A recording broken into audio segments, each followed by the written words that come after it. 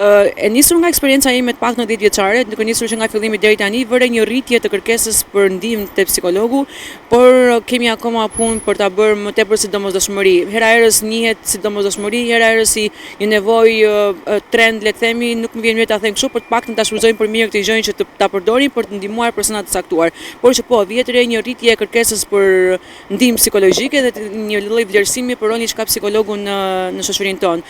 Normalisht janë faktorë ekonomik që me sa kam hasur një nga sfidat në punën time të përditshme që nuk e lejon individin të kërkojë ndihmë profesionale, pasi faktori i ekonomisë është ruan një rol kyç në vendin tonë, por që po, do të thoja që vjet re një rritje e kërkesës dhe një njohje e rolit të psikologut në problematikat e ndryshme të shëndetit mendor dhe jo vetëm.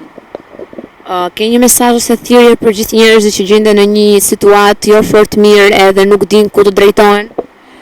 Po, mos neglizhoni asnjë lloj simptome, po kërkoni ndihmë. Ndihma nuk është turp, përkundrazi mund të shpëtojë shumë jetë, mund të shpëtojë shumë familje, mund të shpëtojë një shoqëri të tërë.